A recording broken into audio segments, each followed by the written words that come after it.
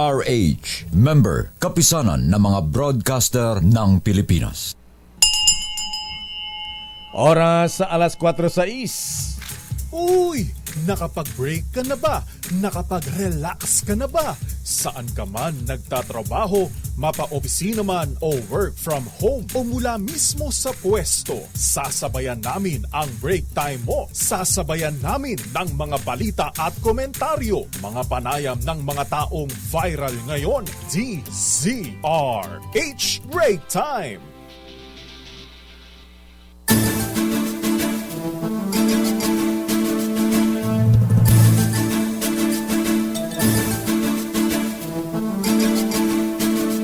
Magandang hapon, Pilipinas. Ako po si Delio Macalma. Ako naman, Thea Petro Carpuz. Narito ang headlines ng ating mga balita ngayong araw ng Biyernes. Thank God it's Friday at holiday. But it's still traffic. Ganun ba? Oo nga, lalo sa mga malapit sa mall. Ano, Nandyan sila lahat, lakay. Dami nilang money. Ay, sinabi mo. Mga nakatanggap na lahat ng mga 13-month pay, mga bonus. Sabay resign daw, lakay. Sabay resign. Ayaw nila magkatabaw ng New Year? Inatanggap daw doon yung 13th month pay. Lipat na daw sila. Sa ating mga headlines, halaga ng gasolina, diesel at kerosene. Aba, meron daw malakalaking rollback sa susunod na linggo. Mahigit piso kada litro. Traffic sa Metro Manila magiging mas matindi pa sa susunod na linggo. Galaw ng mga sasakyan sa NLEX at SLEX tutukod sa December 22 ayon sa MMDA. Isa naman sa mga suspect sa Marawi bombing na aresto na. Christmas convoy sa West Philippine Sea handa na. Unang batch ng grupo bumiyahe na patungong Palawan. Race o barko ng Philippine Navy iminungkay sa Kongreso na gamitin sa pagpapatrol sa West Philippine Sea. Kalagayan ng Bulkang Mayon ibinaba sa Alert Level 2. Pagpapauwi sa mga evacuee pinaghahandaan ng OCD.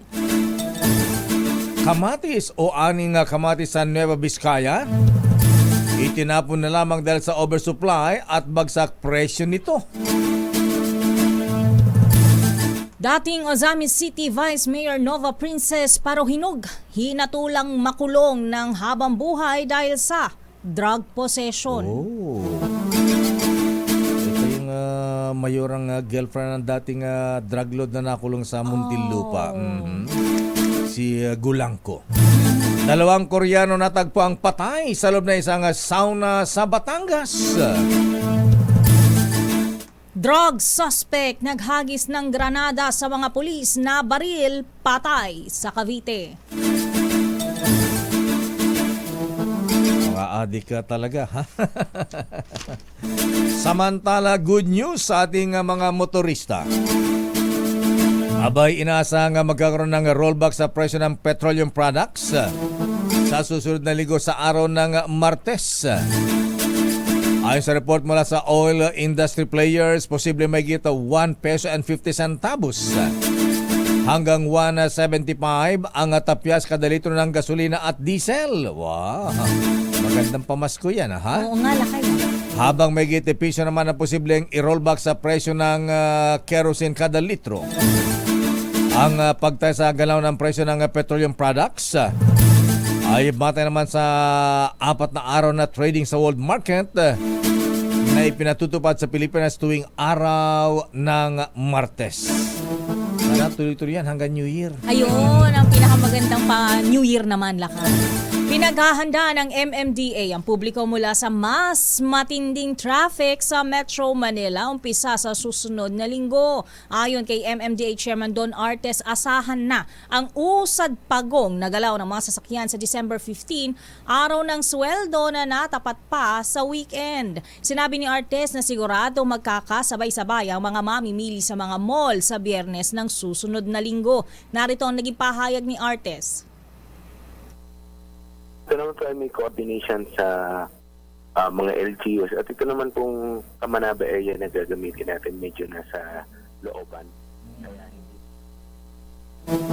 Samantala, ipinaalam ng MMDA Chairman na tiyak natutukod din ang trapiko sa December 22 dahil sa dami ng mga magsisiuwian sa mga lalawigan. Narito muli si Artes. Ganoon din po sa December 22. Bakit? Yung ganito pa rin naman po, yung exodus oo. na po ng mga pasahero, pauwi ng probinsya. So expect heavy traffic po sa ating mga airports, sa ating mga pier, sa mga bus stations, at ganoon din po yung SLEX at NLEX. Samantala, para sa mga nag-aabang naman sa Metro Manila Film Festival Parade of Stars, ipinahayag naman ng MMDA na ito ay gaganapin sa Kamanaba area sa December 16. Sinabi ni MMDA Chairman Romando Artes na dadaan ang parada mula sa Navota sa People's Park, C3, MC o MacArthur Highway, at magtatapos naman sa Valenzuela City People's Park. 8 kilometro ang sasakupin ng parada na tinatayang tatagal ng 3 oras. Kaya inaasaan niya ang mabigat na daloy ng trapiko bumper to bumper. Nato si Chairman Armando Artes. Ito naman po ay may coordination sa mga LGUs. At ito naman pong Kamanaba area na gagamitin natin medyo nasa looban. Kaya hindi naman po, kung mag-traffic man daw po, sabi po ng mga LGUs, ay doon na lang po sa kanila. At mas gusto daw po ng kanilang kababayan yan dahil makakapanood po ng napakarami artista. Samantala, tampok naman sa Metro Manila Film Festival ang 10 pelikula, kabilang ang pelikulang A Family of Two, A Mother and Son Story, Kampon, Penduko, Rewind, Becky and Badette, Broken Hearts Trip, Firefly, itong gusto kong panoorin. Ano yung lahat? Gombursa. Ayan. Akala ko Gomez, Majora. Burgos, and Zamora. Ano, no? Majora. Majora. Sabi ng mga Gen Z, hindi kilala yung gumbur sa lokon. Sila nag-aaral ng Philippine history. Ay, ewan ko ba sa mga yan? Malyari at ang pelikulang When I Met You in Tokyo. Wow. Sweet naman. Samantala, hawak na ng mga otoridad ang isa sa mga suspect sa bombing incident sa Mindanao State University na ikinasawi ng 4 na katao sa Marawi City. Ayon kay AFP Public Affairs Chief Colonel Cerces Trinidad, nasukol ang suspect na si Jafar Gamo Sultan alias Jaf at kurot noong December 6. Si Jafar ang tinuturong kasabwat ng hinihinalang naglagay ng improvised explosive device sa Dimaporo Gym. Sabay pa ni Colonel Trinidad, iba pa ang 2 sa inilabas sa pangalan ng suspects ng Philippine National Police. Iniimbestigahan na rin ng AFP kung may kaugnayan sa Dawla Islamiyah Maute Terror Group ang nahuling suspect at tinutugis na si Omar. Samantala, kinundina ng Association of Southeast Asian Nations ASEAN ang malagim na pagsabog sa Mindanao State University sa Marawi City noong linggo. Tinawag ng grupo na karumal-dumal ang nasabing terror attack na ginawa habang idinadaos ang misa sa gym ng universidad noong December 3. Nagpabutin sila ng pakiramay sa mga naulila ng 4 na namatay sa nabagit na pagsabog ng bomba na inaako naman ng Islamic State militants.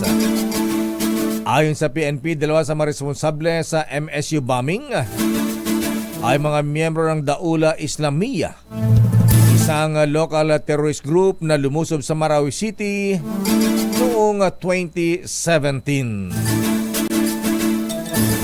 Sa iba pang balita, handang-handa na ang pag-arangkada ng Christmas convoy sa West Philippine Sea. Sa katunayan, umalis na mula Maynila patungong El Nido, Palawan ang unang batch ng civilian-led convoy. Dala ang mga donasyon at supplies para sa tropa ng gobyerno sa Ayungin Shoal. Ayon sa Atin Ito Coalition, ang grupo ay binubuo ng 40 volunteers. Kabilang ang mga leader, estudyante at kabataan. Gayon din ang mga galing sa sektor ng pang-isdaan. Mula sa El Nido, Palawan, ang mga volunteer ay sasalubungin ng mas malaking grupo bago bumiyahe sa Ayungin sakay ng 40 bangka sa December 10 hanggang 12. Unang nirequest ng Atin Ito Coalition na idiretso sa BRP Sierra Madre ang mga donasyon at supply. Subalit, ito ay tinanggihan ng National Security Council dahil sa issue ng seguridad. Kala ko inaprubahan ng National Security Council. Pero hindi siguro rekta, lakay siguro may stopover. Samantala, tututukan naman ng Philippine Coast Guard ang kaligtasan ng Christmas convoy sa West Philippine Sea ng Atin Ito Coalition na binubuo ng mga sibilyan. O, kita mo? Pinabala pa yung mga taga-Coast Guard. Ayon kay Coast Guard Commandant Admiral Ronnie Gavan, tuloy-tuloy ang kanilang preparasyon hindi lamang para sa seguridad, kundi pati sa banta ng masamang panahon. Batay sa initial na impormasyon, 4 na civilian ship ang lalok sa Christmas convoy na magsisimula sa December 10 sa araw ng Linggo. Target nitong makapaghatid ng suporta at magbigay ng mga regalo at supply sa mga mangingisda at frontliners sa West Philippine Sea. Kabilang na ang Ayungin Shoal, Patag at Lawak Islands. Sa iba pang balita, inaalam pa ng Philippine Coast Guard kung sinadyang banggain ng barko ng China ang bangka ng mga mangingisdang Pinoy sa Occidental Mindoro. Sa panayam ng DZRH, sinabi ni PCG Rear Admiral Armand Balilo na susulat sila sa China Maritime Safety Administration upang ipaalam at maimbestigahan ang naturang insidente. Narito ang pahayag ni Balilo. Sadya ba? Hindi pa natin malaman kung anong tama, pero apparently dahil dun sa claim ng mga mangisda, yun ang paniniwala natin. Mukhang binangga sila nitong bangka na to at sabi na hindi sila sinintuan. May instruction na po si Admiral Gavan, no, na sulatan na yung aming Maritime Safety Officer bilang pong isang Coast Guard sa Port State Control ay kailangan pong sulatan natin yung Maritime Safety Administration nitong flag state ng vessel na China nga po para may paabot sa kanila na may ganitong insidente nangyari and it's incumbent upon them to conduct an investigation. Sabi pa ni Balilo, hindi pwedeng harangin ng basta na lamang sitahin ng PCG ang barko ng China na nakabangga sa mga mangingisdang Pinoy. Narito muli si Balilo. Kahapon nga po, nung minomonitor namin sa Cebu passage na siya. Pupuntahan po yung next port of call niya, yung Indonesia. At yun po ang gagawin namin, makipag-coordinate tayo. Kapunod po yung nangyari doon sa Pacific na nabangga rin. Pinuntahan natin doon sa next port of call niya at doon tayo nag-coordinate. Samantala, inirekomenda naman sa Kamara ang pagdideploy ng gray ships ng Philippine Navy sa West Philippine Sea. Imbes na ang mga barko ng Philippine Coast Guard. Nainiwala naman si Congressman Neptali Boyet Gonzales at Arman Panaligan na mas takot maging agresibo ang China kung Philippine Navy ship ang gagamitin sa pagpapatrolya sa West Philippine Sea. Kung tapatan naman tayo ng Navy ship ng China, nagmukha tayong ano doon. Kawawa. Sa paliwanag ni Vice Admiral Alberto Carlos, komanda ng Western Command, mas madalas makaranas ng pangaras ang white ships kung ikukumpara sa gray ships. Anya, shadowing lamang ang ginagawa ng China sa mga gray ships ng Philippine Navy. Bukod dito ay tinak naman ni Carlos na madalas naglalayag ang Navy ship ng Pilipinas para igit ang ating soberenya sa ating teritoryo sa West Philippine Sea. Samantala, ibinaba na sa Alert Level 2 ang status ng Mayon Volcano sa Albay. Pero ayon sa PHIVOLCS, hindi ito nangangahulugan na tumigil na ang pag-aalburuto ng bulkan. Mula sa average na 4,756 tons kada araw na ibinubog ang volcanic sulfur emission noong Agosto ay bumaba na lamang ito sa 859 kada araw ngayong Disyembre. Patuloy pa rin na pinag-iingat ng PHIVOLCS ang publiko at pinaiiwas ang pagpasok sa 6-kilometer permanent danger zone. Babalikan natin na lang pang detalye na ating mga balita. Dating Osamis City Vice Mayor Nova Princess Paruhinog hinatulang makulong habang buhay dahil sa kaso ng droga. Samantala, 2 Koreano na tagpuang patay sa loob ng isang sauna sa Batangas. Anyare. At 2 drug suspect naman na naghagis ng granada sa mga pulis.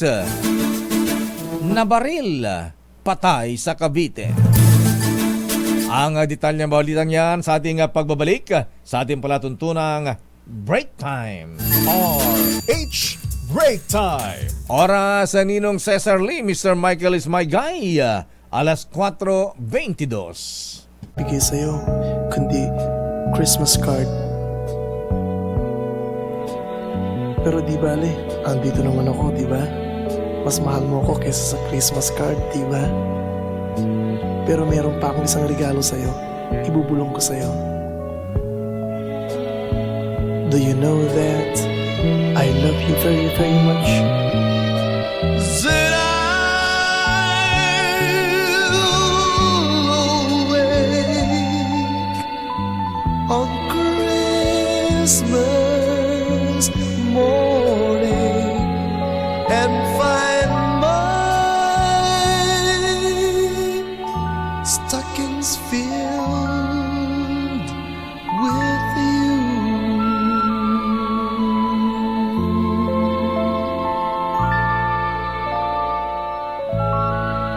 Merry Christmas, Miss Thea. Daisy 7. Wow, ang bilis ng panahon. Oras para nga Manny Garcia, Hermana Rosie Sarangay, Dr. Isa Suntay, Dr. Evelyn Laureta ganap na alas 4:30. At sa detalye pa rin natin mga balita. Grabe naman ito, oh. Pawn shop, ninakawan na naman.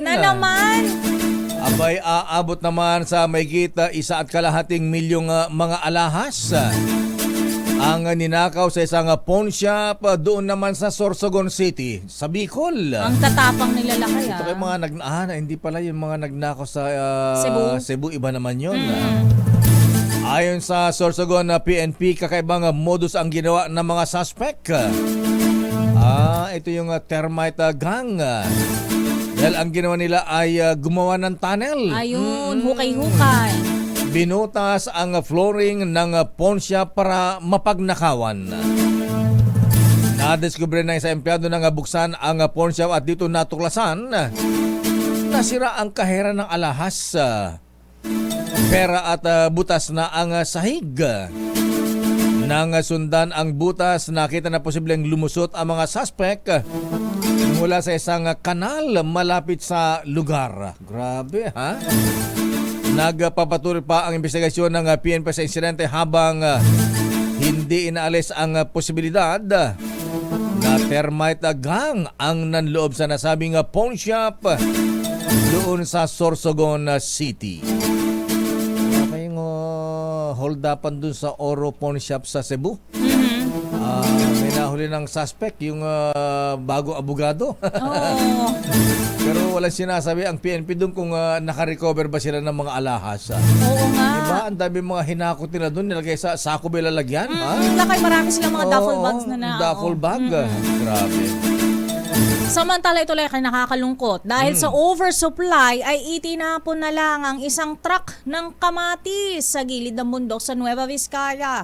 Sa video nakuha ng truck driver na si John Dexter Solis, makikita ang pagtatapon ng mahinog ng kamatis dahil hindi na ito maibenta. Dumagsa ang ani ng kamatis dahil halos sabay-sabay nagtanim. Ang mga magsasaka kaya't ibinebenta na lang ito sa halagang 5 piso hanggang 8 pesos kada kilo. Nanawagan naman ang mga magkakamati sa Department of Agriculture na tulungan silang magbenta upang hindi masayang ang kanilang ani at maibenta ito sa tamang presyo. Sayang.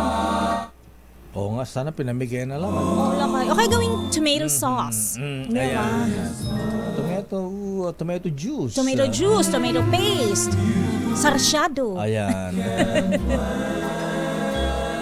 Oy, natutuwa yung mga taga Bicol ngayon, ha? Apay nga eh.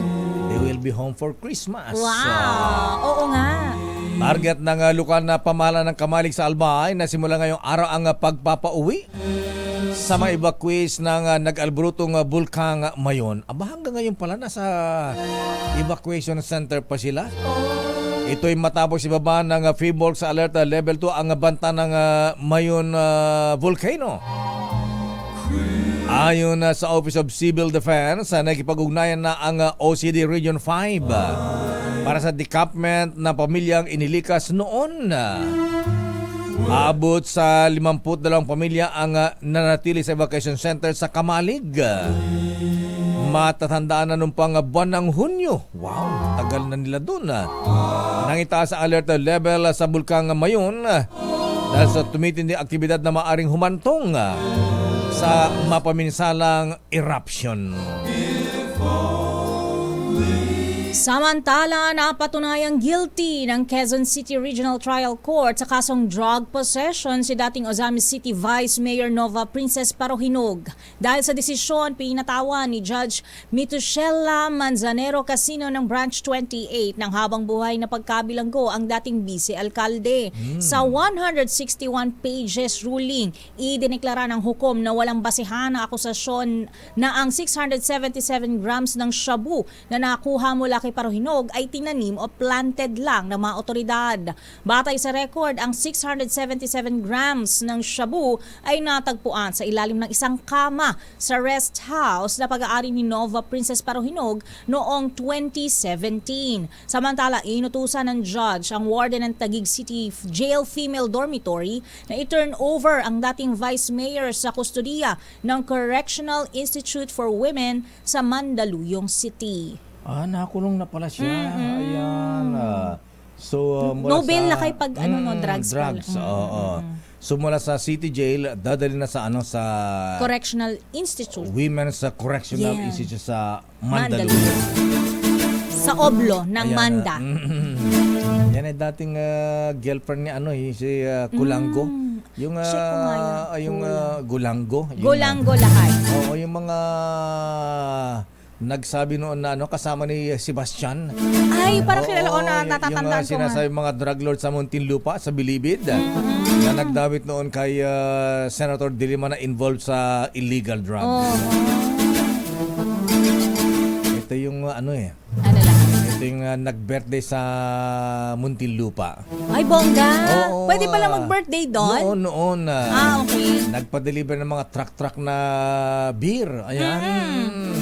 Pagkatapos si Vice Mayor Parohinog, nagpadala ng 200 lechon mula sa Ozamis.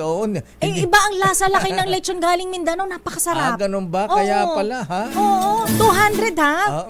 Kaya lang hindi nagkasya doon sa aeroplano. Oo. Ayan. Kaya binaba, nung ibinalik, dinala sa City Hall, Oo. tuwan-tuwa yung mga empleyado, piyesta. Return to sender, lakay.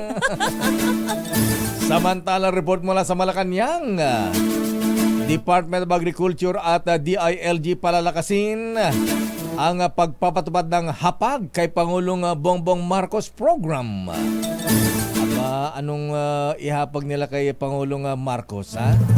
Meron mga pinakbet dyan. Bagnet. Bagnet, meron mga puki-puki dyan. Empanada, Ayan, lakay. empanada. Pag may pakbet, dapat may kabatiti, di ba? Masasarap yun eh. Mga burong. Hindi yata sa Dinengdeng yun. pinakbet yung kabatiti. Ayan. Utong lang. Ayan, utong. Dinengdeng. Dinengdeng, Ayan, yan. kabatiti sa dinengdeng yan. Alamin natin report. O nga pala, kumusta na ang Pangulong Marcos? Hindi ba magaling, Miss Let? Kahit siya ba ay naka-isolate, di ba natin malalaman kung siya ay okay na? Arrest number 14. Anong pinaparod niya sa Netflix? Ayan. Nagmarathon ba ng series? Arrest number 14, Let Narciso. Please come in, Miss Let. Lakay, Mr. Porsigido ang Department of Agriculture at ang Department of Interior and Local Government na mas palakasin ang pagpapatupad ng localized agriculture production program. Ito'y ang halina't magtanim ng prutas at gulay, kadiway yaman plants for bountiful barangay movement o HAPAG kay PBBM program. Ayon sa Presidential Communications Office, pangunahing layunin ng programa na matiyak ang seguridad sa pagkain at mabawasan ang antas ng kahirapan sa bansa. Target dito na makapagbigay ng madaling access sa sariwa, ligtas at abot-kayang pagkain sa pamagitan ng urban at peri-urban agriculture and community engagement. Sa ilalim ng programa, namamahagi ang DA ng technical assistance, mga buto, binhi, fertilizers at pesticidyo, gayon din ang tulong pinansyal sa makasaling barangay at magsasaka. Ang DILG naman ang nagkakaloob ng pagsasanay at suporta sa mga opisyal ng barangay sa implementasyon ng programa at para maengganyo ang mga residente na sumali dito. Si Pangulong Marcos Lakay ay mukhang next week na yung kanyang mga schedule. Ayan. Baka magpapahinga na muna ngayong weekend. Pero abangan natin. Hanggang kailan ba yung 5 days na isolation? Lakay, pwede na siyang lumabas. Ayun. Diba? Lunes pa ba o Araw na. Martes? hindi Ika 5 days na yun. Lakay. So kung ika 5 days ngayon, bukas, okay na siya. Pwede na. Pwede na lumabas. Dahil pa naman Christmas party, Miss Let. Ay, oo. Oo nga yan. Pero alam ko pa naman. Maayos naman yung kanyang kondisyon, Lakay eh. Alam ko pa naman bisita niya sa Malacanang press corps Christmas party. Nga. May paraffol daw. Pwede na siya, Lakay, kasi next week pa yung Christmas party namin. Mukhang bonggang paraffol pag nandiyan ang Pangulo, Lakay. Ang Pangulong BBM, ano ba ang binibigyan ng paraffol sa inyo pagka Christmas party? Diba ang tagal mo mag-isip? Hiwalay kasi yung pa-party niya last year. Hiwala. May hiwalay siyang pa-party last year, Lakay, para sa MPC. Okay. Hindi naman yung tanong ko. Ang tanong ko kung anong paraffol Ano yung paraffol niya? Oo nga, ano yung item? Air fryer, malalaking TV, may pa-car, nooks. Maraming bongga, kaya lang swertihan lang talaga. Ayun. Oo. Swertihin ka sana, Miss Let. Ayan, siguro sandamakmak na plancha tsaka microwave tsaka Blender. Blender o kaya Mga ganyan. gamit sa bahay. Okay. Yes, Lakay. Maraming salamat, Miss Abangan Let. natin this year kung anong paraffol ng presidente. Para sa kauna-unahan sa Pilipinas, sa DZRH, ito si Let Narciso, tuloy-tuloy sa pagbabalita, tuloy-tuloy sa serbisyo, sama-sama tayo, Pilipinas. Samantala, mandatory face mask sa pampublikong transportasyon hindi pa kailangan sa ngayon sa gitna ng tumataas sa kaso ng influenza sa bansa. Ayon yan kay DOTR Secretary Bautista. Idetalye mo ang report, RHA Christian Manyo. Christian. Hindi pa kinakailangan sa ngayon ang pagpapatupad ng no face mask, no travel policy o yung muling mandatory na pagsusuot ng face mask tuwing bibiyahe. Ito ang naging pahayag ni Transportation Secretary Jaime Bautista sa gitna ng tumataas na kaso ng influenza sa bansa kasabay ng unti-unting pagdagsa ng mga bibiyahe sa mga probinsya para magdiwang ng Pasko at Bagong Taon. Kani Bautista, ganitong polisiya o rekomendasyon ay nasa kamay na ng Department of Health na una na nagpahayag na walang dapat ika-alarma ang bansa. Pero pag nilinaw ng opisyal, hinihimok nila ang lahat ng bibiyahe na voluntary nang magsuot ng face mask para na rin sa kanilang proteksyon at kalusugan. Para sa kauna-unahan sa Pilipinas, DCRH, ito si Christian Manyo. Yes, Lakay. Kumusta mga kalsada sa Metro Manila ngayon? Grabe ba ang traffic? Lakay, medyo maluwag dahil holiday pero mas traffic kahapon, Lakay, dahil maraming nagsagawa ng Christmas party kung saan-saan dahil long weekend din, Lakay. Ayan, matraffic yata ngayon sa mga mall. Basta may madaraan ng mall. Ang haba ng pila. Totoo. Ang haba ng pila. Nadaan tayo dyan sa isang malaking mall sa Pasay, Lakay. Ang haba ng pila sa parking. Sa Parking pala. At saka dun sa pila ng taxi, Lakay. Medyo mahaba na. Oo nga, nakita ka na aking piloto, ang daming pinamili hindi magkasya sa mobile, ha? Meron ba kami dyan? Hindi pa, Lakay. Bibili pa lang. Ayun. Okay, maraming salamat, Christian. Lakay and Thea.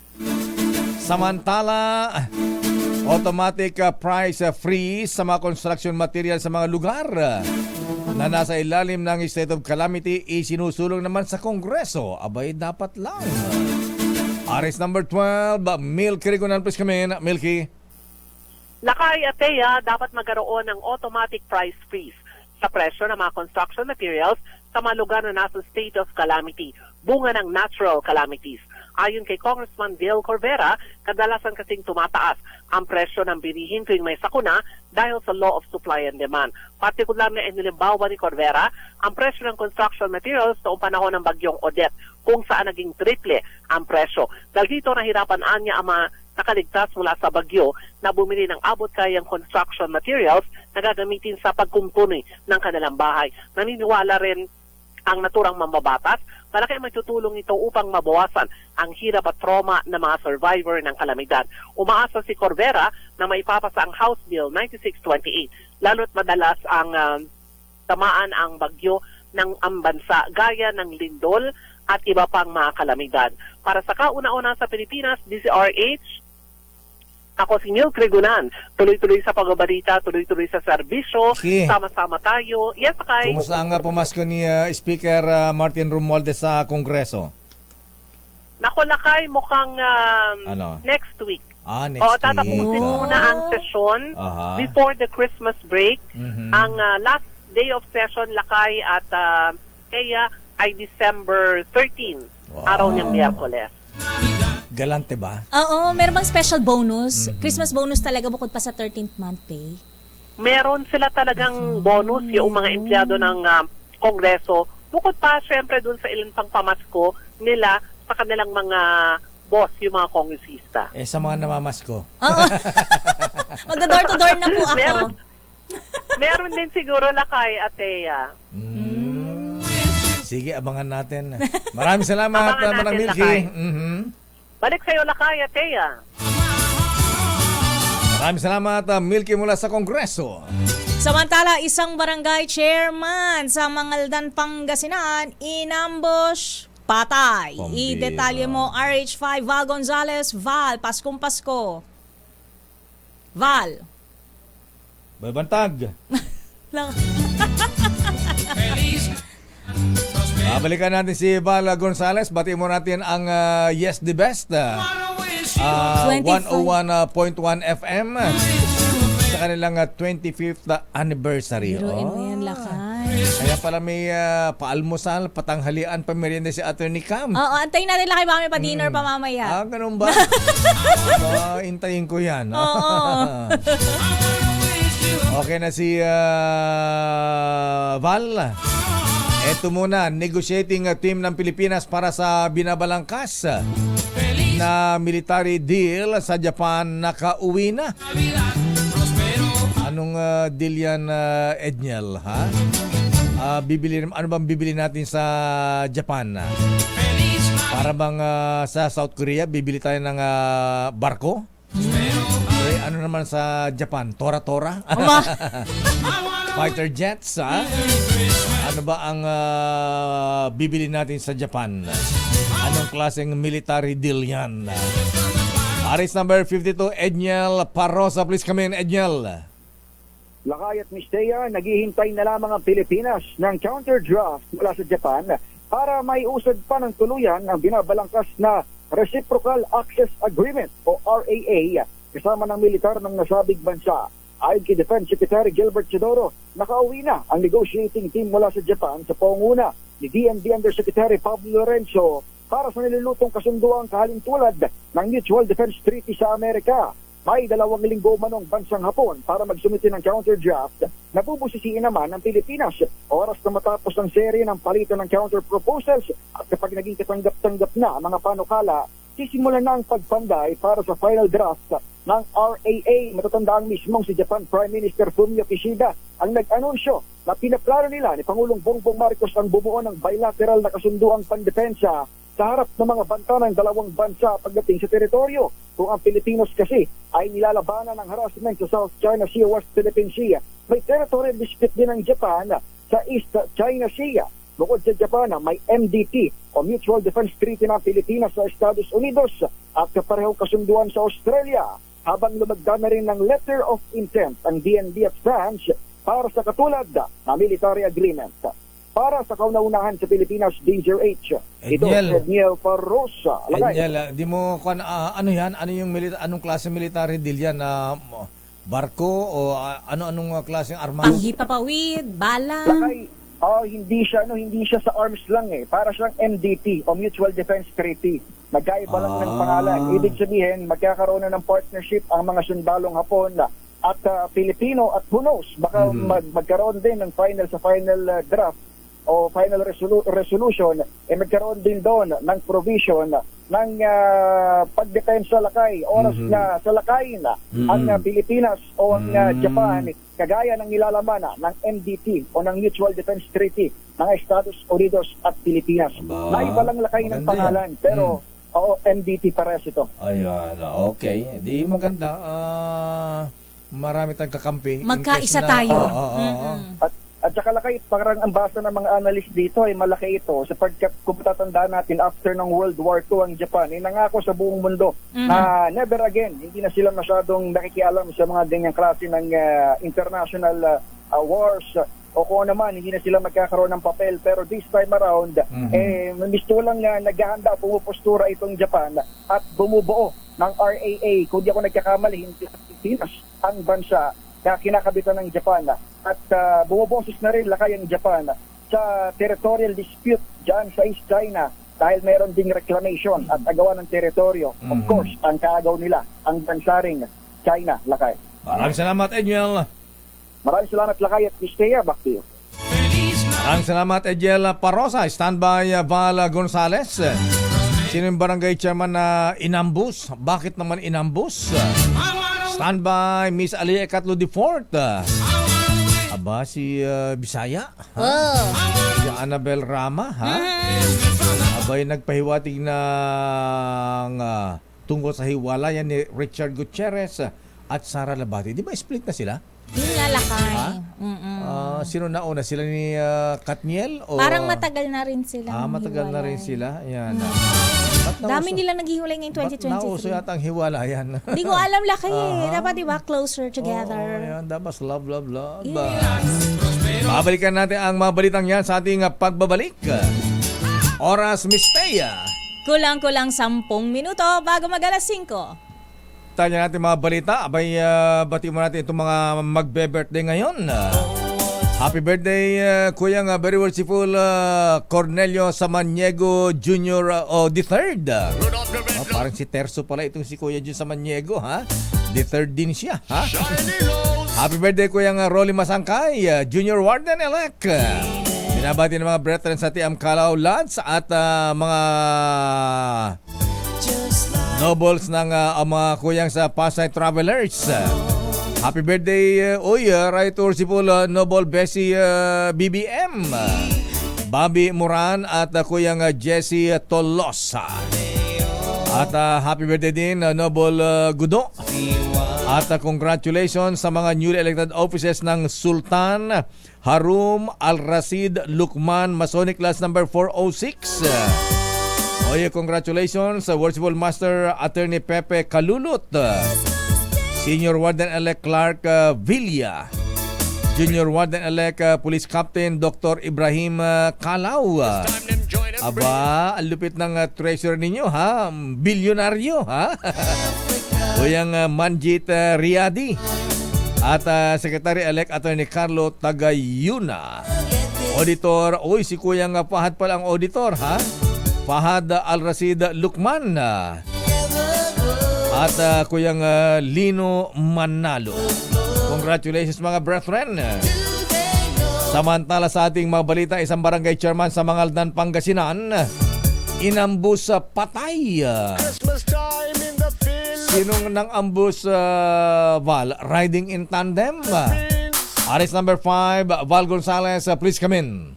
Hindi matukoy, Mayor, kung sinong pumanat, kung riding in tandem o kung anong sasakyang ginamit dahil nangyaring insidente, Mayor, madilim na kagabi sa bahagi ng barangay Tebag o barangay Tebag sa bayan ng Mangaldan, Pangasinan. Patay itong biktima na nagtamo ng 4 na tao ng bala sa ulong katawan.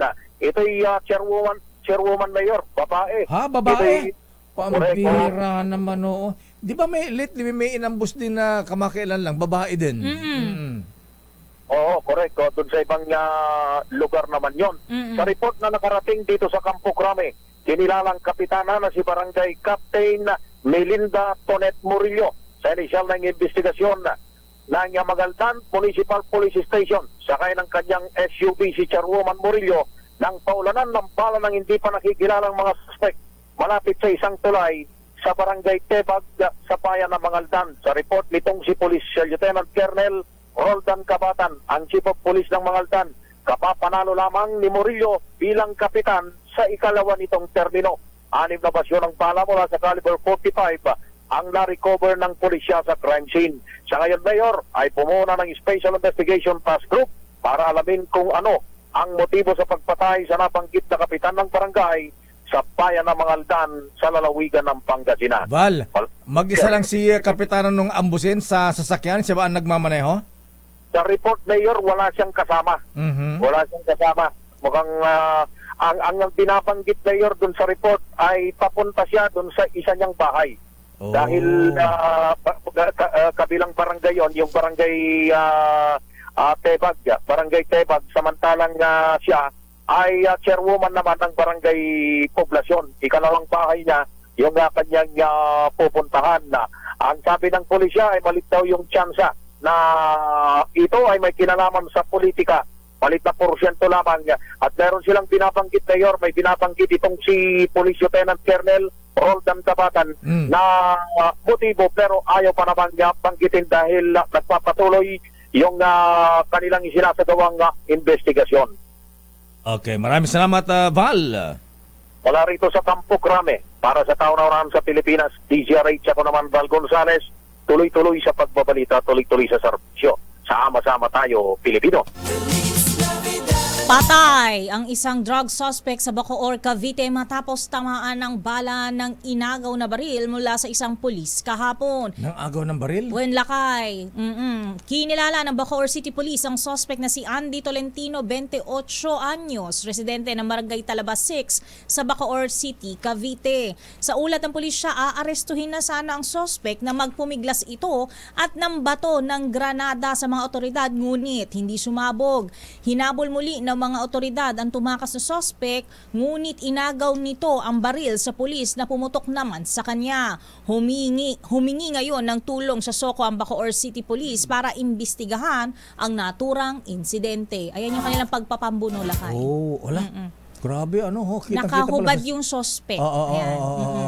Sinong kapambuno niya? Yung police, arresting officer, Wen Lakay. Ang lakas ng suspect, ayun nakahubad na. And then, awane. Ayan, napaltugan, isunan. Ang galing din ng pulis, nasa ilalim siya pero nakapagbunot siya ng baril, ha? Na talaga, Lakay. Nakahawak na siya talaga kasi nagtakbuhan na sila eh. Wow. Magaling yung police. Magaling yung police. Alerto siya, hindi siya naagawan.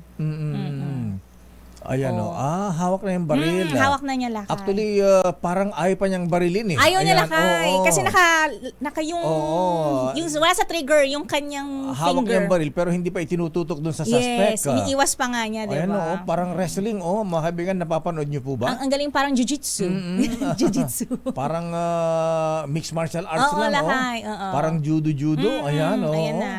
Alang yan Parang wala na siyang naman, choice. Yun yung ginawa niya. Ayan. Too bad. Kakalungkot naman. Samantala, patay din. Natagpuang patay ang dalawang Korean national sa isang sauna room sa Mabini, Batangas. Anyari? Kinilala ng Batangas Police ang mga namatay na siya na Sun Tae Kim at Yoon Hyuk Seo. Aba, mga senior citizens, 67 at 63. Batay sa investigasyon, nakainom ang mga biktima at ang isa pa nilang kasamahang Koreano nang pumasok sa sauna room ng isang beach resort. Sauna room. Baka nasobran sa init. Kinapos ng hangin na ka. Abay siguro, lasing. Ayan, nakatulog doon. Matapos ang 2 oras ay nakita na lamang ang tatlo na wala ng malay at nakahandusay sa sahig. Ayon sa report, namatay ang 2 Koreano dahil sa suffocation, habang isa naman ay nagpapagaling pa sa ospital. Bawal yata yung mga nagsasauna pagka lasing ka, Miss Teya, ha? Hindi rin na-monitor ng bantay ng sauna. Sana na lang, nagpa-shiatsu na lang. Ayan. Oo, massage. Para bumaba yung Swedish. Ayan. Para bumaba yung tama, di ba? Ganun yung gagawin. Kaya, anong gusto mo? Combination. Signature. Signature? Ano yung signature? Di ba signature mga massage, mga spa, may mga kanya-kanya silang signature massage lang na tinatawag. Ganun ba? Akala ko happy ending. Ay, wag. All rice ang tawag doon, lakay. All rice. Ganun ba yun? Bago yun. Ngayon ko lang narinig yan. Ang happy ending pala ang tawag ngayon, all rice. Akala ko, ano yung lakay? Soup umudirit. Lotion oil. Yan ang ginagamit dyan. Powder lotion o oil. Gusto ko oil. Oil. Para madulas na madulas yan, lakay. Showbiz, Miss Teya. Annabel Rama nagpahiwatig tungkol sa hiwalayang Richard Gutierrez at Sara Labati. May kinalaman ba si Mama Annabel? Idatali mo, Aliyah Ikatlo, the 4th. Pihit-pihit more, Aliyah. Importante to. Ganda na signal mo. Lapit-lapit mo. Italo ka pa nung nagre-report sa Ukraine. Miss Aliyah, please come in. Hola, Kay. Miss Teya. Go. Literal. Huwag kang malikot. Huwag ka kasi malikot. Nagugalaw eh. Sabi ko, huwag malikot para shoot lang yung signal mo. Para swabe yung pagkapasok. Nakikinig pa naman ninong mga Cesar ng Toyota Alabang. Ayan, go. Lakay. At kaya, pinasag na ni Annabel Rama ang kapinigan sa upo. Bakit ka pa putol-putol? Ibalibag mo na nga yan. Ano ba yung gamit mo nga, ha? Ayan, sige, take 3. Ayan. Tumakbo pa. Ayan. Ano ba, ibalibag mo ito, yung unit na yan, ha? Anong klaseng, yan, telepono yan. Yung diuling pala kayo, diuling. Di-dial pa kasi, palitan nyo na nga yan. Okay, proceed. Lakay at Miss Teya, literal. Ba't nasarap ka naman namin? Ambira. Magre-report ka lang, dito ka pa sa loob. Sige, tuloy mo. Literal na Christmas break na nga ata ngayon. Binasag ni Annabel Rama ang katahimikan sa umuugong na hiwalayan ng kanyang anak na si Richard Gutierrez at Sara Labati. Inamin ni Annabel na 1 buwan na sa kanyang poder si Richard kasama ang 2 nitong anak. Sumulpot ang ang issue na hiwalay ng 2 nang mapansin ng netizens na hindi na sila nakikitang magkasama sa mga party at out of towns. Noong Oktubre, mag-isa ring naglakad sa red carpet ng Star Magic Ball si Richard. Noong nakaraang buwan naman, binigla ni Sara ang netizens sa kanyang short hair mula sa nakasanayang long hair. Samantala, hindi pa naman kinukumpirma ni Richard at Sarah ang umano'y breakup. Si Sarah ay 30 years old na, Lakay at Mistea, habang si Richard naman ay Kasing edad mo lang pala siya, 39. 39 years old. Kinasalang dalawa noong 2020. Para sa Break Time Showbiz. Bakit daw naghiwalay? Dahil kay Bisaya. Nakikialam ba si Bisaya? May nangihimasok bang alam mo, minsan in-law? yung mga in-laws Yan. yan, Yan talaga ang nagbibigay kulay. Aha. Oo, minsan bahid sa samahan ng mag-asawa. para may hugot ka. Hindi ako. Hindi naman sa ganun. Magalit na naman si Aling Vicky nito eh. Sabihin na naman siya eh. Ikaw, kaya ingat ka sa ha? Sa Ayan, in-laws mo, Alia, yan ay pagpe-pray mo minsan. Mahirap makisama sa in-laws pagka nakikialam. Ayan, Pakiramdaman mo yung ina mo kung okay lang ba siya kapag naging in-law na siya. Oo, pero ngayon naman, Lakay at Mistea, wala pang nilalabas na statement ang dalawa. Official kung ano statement. kung totoo ba itong hiwalayan at kung ano nga ang dahilan kung totoong hiwalay na sila. Para sa Break Time Showbiz, ito si Alia Ikatlo, tuloy-tuloy sa pagbabalita, tuloy-tuloy sa serbisyo. Sama-sama tayo, Pilipino. Chapter close din daw, Lakay. Kailan na magpapasko. Ang lungkot kaya niya, magpapasko, taka New Year. Tapos nangyari mga ganyang hiwalayan. Wala talagang ganyan. Baka okay lang sana kung, sige, hiwalay. Sige. hiwalay tayo ng kwarto. Hiwalay mo yung dikolor. Dikolor sa puti. Magmamansya. Ayan. At magwakas sa Mistea, ayan, paalala po ni Kuyang General Aika Atanasio. Ayan, para sa mga members ng AFP Regular Force Direct Commission Class 1971. Natuloy ang inyong Christmas party sa linggo.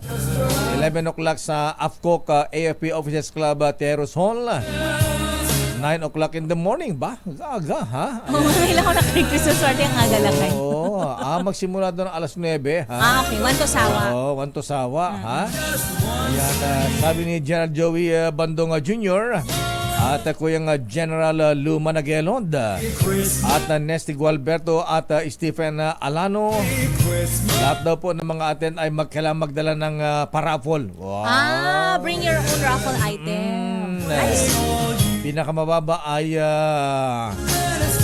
50 inches TV. Ayan, tama yan. Sige, Merry Christmas. At good luck sa inyong Christmas party at parapol.